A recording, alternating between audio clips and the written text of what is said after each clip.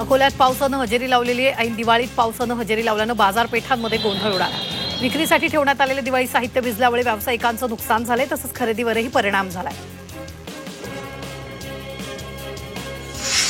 तामिळनाडूच्या अनेक जिल्ह्यांमध्ये मुसळधार पाऊस झालाय। प्रादेशिक हवामान कार्यालयानं 8 जिल्ह्यांसाठी रेड अलर्ट जारी केला, तसंच प्रशासनानं नागरिकांना सतर्कतेचा इशारा दिला। कल्याण डोंबिवली महापालिकेसमोर कंत्राटी कामगारांनी आंदोलन केले। महापालिकेने कंत्राटी कामगारांना दिवाळी बोनस द्यावा या मागणीसाठी जोरदार घोषणाबाजी करत आंदोलन करण्यात आले। भिवंडी शहरातील रस्ते खराब झाले, ते दुरुस्त करावेत या मागणीसाठी विविध सामाजिक संघटनांनी आंदोलन करत काळी दिवाळी साजरी केली। सांडपाणी व्यवस्था बिकट झाली, वारंवार तक्रारी करूनही कोणतीही ठोस कारवाई करण्यात आली नाही, असा आरोप आंदोलकांनी केला। अमरावतीच्या नया अकोलामध्ये शेतकऱ्यांनी काळी दिवाळी साजरी केली। अतिवृष्टीमुळे शेतकऱ्यांच्या मोठं नुकसान झालेलं आहे, तर शेतकऱ्यांना अतिवृष्टीचा मोठा फटका बसलाय। शेतकऱ्यांनी एक दिवस अन्नत्याग आंदोलन केले। हेक्टरी 50,000 रुपये मदत आणि 7/12 कोरा करण्याची शेतकऱ्यांनी मागणी केली। बुलढाण्यात घंटागाडी न आल्यानं एका तरुणानं स्वतः पुढाकार घेतला आणि तरुणानं सायकलवर प्रतिकात्मक घंटागाडी चालवत जमा झालेला कचरा गोळा केला।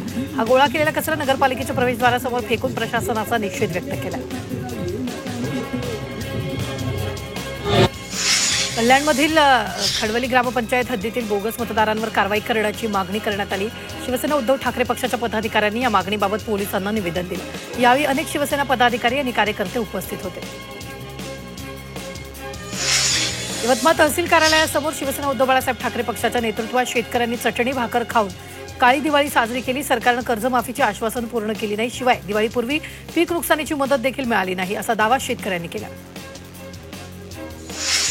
मुंबई महापालिकेच्या रुग्णालयात औषधांचा तुटवडा निर्माण झालाय। कूपर, केईमसह इतर रुग्णालयांमध्ये तुटवडा झाल्याचं दिसून येत आहे। औषधांचा तुटवडा असल्यानं रुग्णांचे हाल होत आहेत। खासगी मेडिकलमधून औषधं विकत घेण्याची वेळ आली।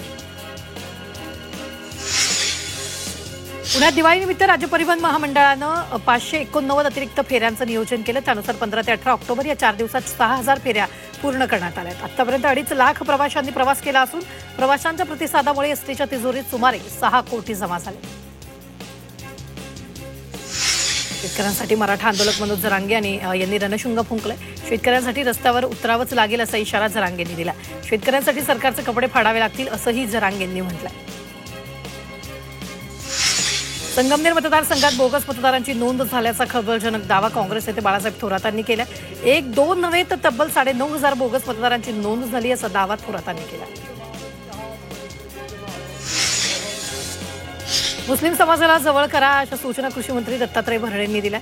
हिंदू मुस्लिम एक आहेत, कोणी नेता मुस्लिम समाजाबद्दल चुकीचं वक्तव्य करतो त्याला परखडपणे उत्तर देणारा अजित पवार हा एकच नेता आहे, त्यामुळे मुस्लिम समाजाला आपल्या पक्षासोबत जोडून घ्या अशी हाक भरणेंनी दिली।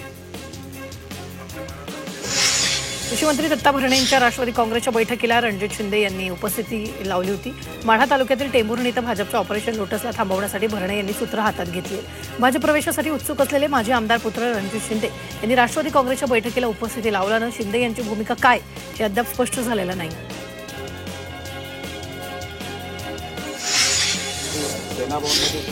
आगामी निवडणुकीत महाविकास आघाडीसोबत मनसेनंही ठाणे महापालिका निवडणुकीत ते असणार असल्याचे संकेत दिले। शिवसेना उद्धव बाळासाहेब ठाकरे पक्षाचे नेते राजन विचारेंनी हे संकेत दिले। निवडणुकीत आम्ही सर्व एकत्र दिसणार असल्याचा विश्वास त्यांनी व्यक्त केला। सेना भवनमध्ये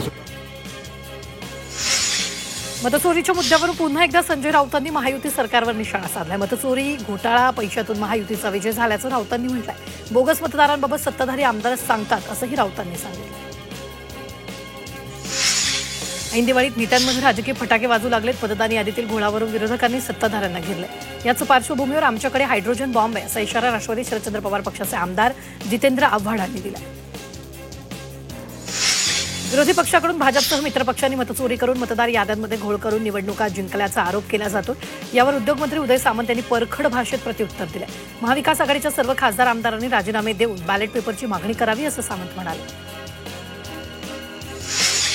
चंद्रपूरमध्ये पोलीस स्मृतिदिनी अभिवादन सोहळा पार पडला। या निमित्तानं पोलीस मुख्यालयाच्या हुतात्मा स्मारकावर पालकमंत्री अशोक उईके यांनी शहीद पोलीस जवानांना पुष्पचक्र अर्पण करून आदरांजली वाहिली। यावेळी प्रशासकीय आणि पोलीस अधिकारी उपस्थित होते।